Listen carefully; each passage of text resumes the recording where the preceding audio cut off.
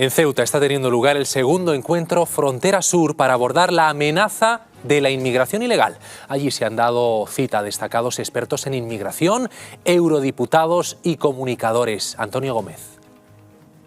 A través de varios países de la Unión Europea se han dado cita aquí personas relacionadas con think tanks y europarlamentarios, diputados nacionales, miembros de Vox y de ERC, el partido del ERC Party dominante en la Unión Parlamentaria Europea.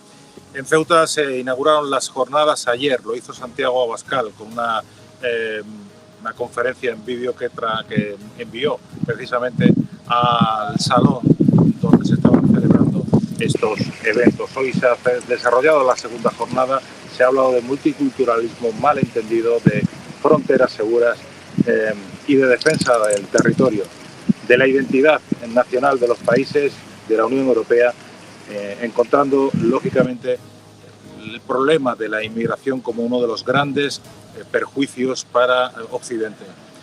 Vamos a escuchar en resumen todo lo que se ha hablado en esta jornada segunda del segundo encuentro Forosur. Las predicciones de población, según Naciones Unidas, para España, por ejemplo, para el año 2050, arrojan los siguientes datos, y es que tendremos una población de aproximadamente 44 millones de personas, para el año 2100 de 31 millones de personas. La clase media trabajadora, la gente corriente, no se puede permitir pagar un colegio privado, no se puede permitir pagar un seguro médico privado. Por eso son los grandes perjudicados de esa inmigración masiva. Las élites económicas necesitan de leyes, necesitan de estrategias y para eso se unen a las élites políticas. Ya tenemos la segunda parte del triunvirato. La tercera, lamentablemente, son las mafias, que son las que más se enriquecen en estos procesos, ¿no? Quien también ha querido pronunciarse sobre este asunto ha sido el líder de Vox. Santiago Abascal se opone a la inmigración masiva e ilegal porque asegura termina con la tranquilidad de los ciudadanos. Es hora de oponerse a la inmigración masiva e ilegal que termina con la tranquilidad en nuestras calles, que liquida nuestras conquistas laborales y que diluye nuestra identidad.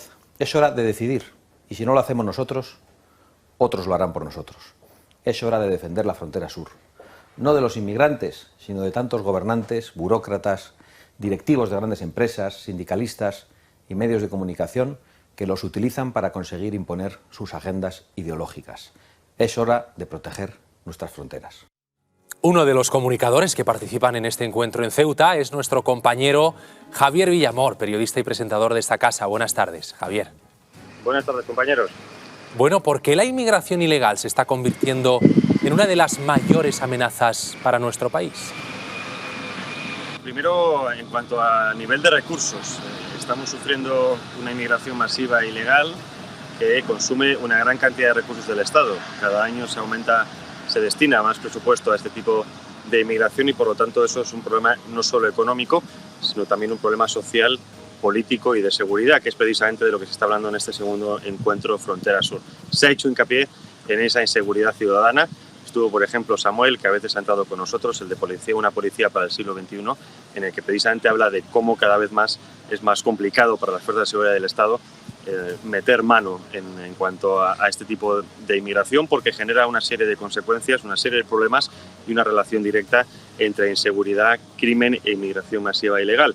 No estamos diciendo, y esto sí que hay que dejarlo claro, que la inmigración y el inmigrante en sí es un delincuente. Esto es mentira, esto es lo que se intenta achacar ese tipo de argumentos para invalidarlos, sino que, como bien hemos también sabido recientemente con ese inspector de policía en Valencia, hay una relación clara estadística. Esto es innegable. Después, obviamente, hablamos de esa seguridad interna europea y externa, porque recordemos que cuando hablamos de frontera sur estamos hablando de Ceuta y Melilla en cuanto al continente africano. También hablamos del mar Mediterráneo como esa frontera marítima, pero luego en conceptos de seguridad y defensa se habla de la frontera última, que sería Ceuta y Melilla, pero la primera línea de frontera que se expande en términos de seguridad más allá de las fronteras físicas. Es decir, estamos hablando de que en términos africanos estaríamos hablando del sur del Sahel, del sur de Sudáfrica, países como Mali, etcétera, etcétera, donde parten esos flujos migratorios que llegan a España, bien sea por métodos propios, los cayucos que hemos sufrido en Canarias el año pasado, bien sea por transportes marítimos en asociación con esas famosas ONGs que han sido criticadas muchas veces por un supuesto tráfico de personas. Tienen nombre, Open Arms, etcétera, etcétera, que como bien ha demostrado además Rubén Pulido, con el que compartí conferencia esta mañana, hay datos, hay vídeos, hay fotografías que demuestran cómo esos mafiosos que utilizan y explotan a esas personas que buscan una mejor vida intercambian a pasajeros en mitad del mar a muy pocos kilómetros de la frontera con África. Se habla de Frontex, hablamos de esa política de seguridad o esa unidad especial creada por la Unión Europea para hacer frente a la inmigración masiva que viene del sur, pero también, en palabras de Rubén Pulido, actúa más como una especie de ONG pro derechos humanos más que realmente como una fuerza de seguridad, como podemos hablar de la policía o cualquier otro tipo de fuerza de seguridad europea. Luego el problema también en cuanto a políticas es que son políticas instaladas desde Bruselas, es decir, son políticas que vienen de instituciones internacionales que obligan a los Estados miembros a aplicarla y que cuando estos, por ejemplo, en el caso de Polonia, se enfrentan, porque recordemos que Polonia sufrió una grave invasión migratoria hace poco, motivada desde Rusia, son achacados de racismo, de fascismo y por lo tanto no tienen ningún recurso ni apoyo por parte de Bruselas. La rendición de las fronteras es otro de los debates más destacados en este encuentro. ¿Quiénes nos han llevado a este punto y por qué es tan importante oponerse y defender nuestras fronteras?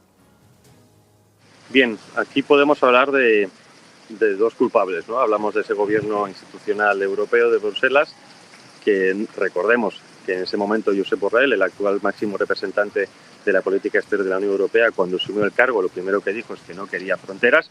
Esto también se lo han dicho muchas veces a los polacos, que fueron criticados por levantar una frontera para evitar esa inmigración masiva. Y luego están los políticos nacionales.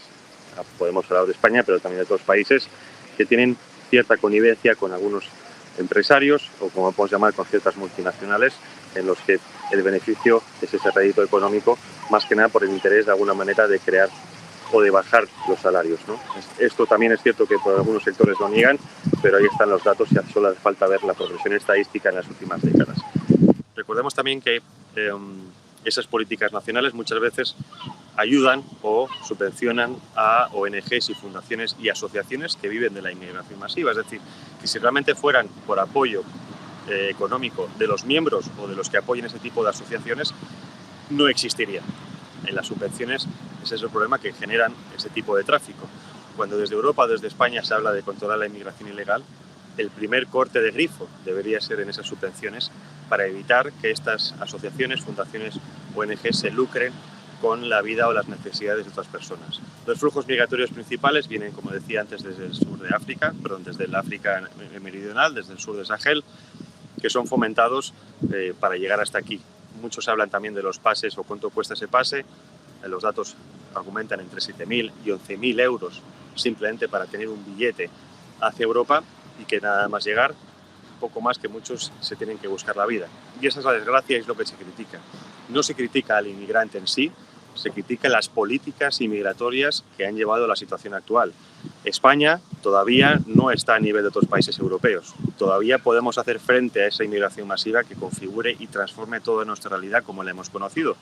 Pero actualmente hay dos países que sufren esa inmigración y realmente la están sufriendo en todos los sentidos, como son Francia y Bruselas.